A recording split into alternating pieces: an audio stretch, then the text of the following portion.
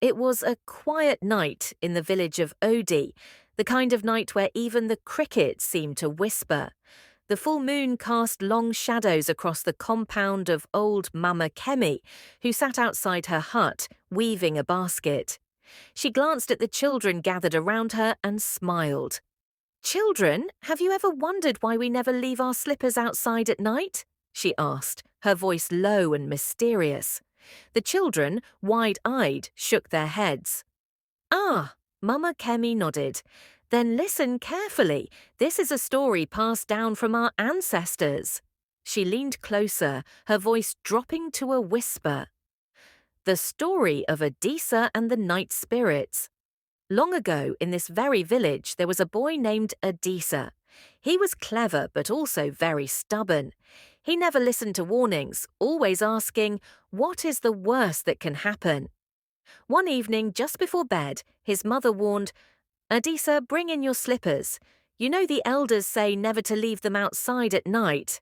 But Adisa shrugged. "It's just slippers, Mama. I'll fetch them in the morning." His mother sighed, but she did not argue. That night, as Adisa slept, something strange happened.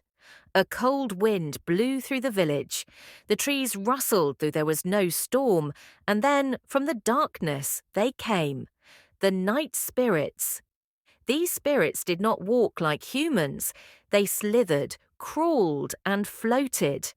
They were shapeless shadows with glowing eyes, moving silently through the village, searching for anything left outside. They found Adisa's slippers. The spirits whispered among themselves, "A child who does not listen. We must teach him a lesson."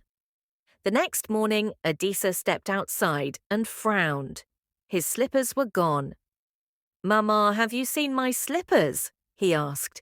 His mother only shook her head. "Maybe the night took them," she said. Adisa searched everywhere, but the slippers were truly gone. That night, he left another pair outside. Surely nothing will happen twice. But in the morning, those two had vanished. Determined to solve the mystery, Adisa stayed awake the following night. He hid behind a tree watching his slippers. And then he saw them. The shadows moved, eyes glowing like fireflies.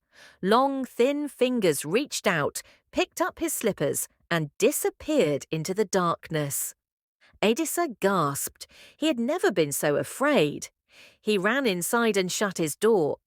The next morning, he told his mother everything. She only nodded. "You have seen what happens to those who do not listen," she said.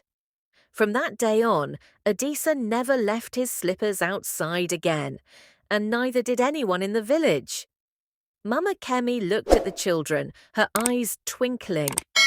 "So, my children, next time your parents tell you to bring in your slippers, will you listen?" The children nodded quickly, shivering at the thought of the night spirits. And so, the lesson was passed on. Never leave your slippers outside at night. You never know who or what might come for them.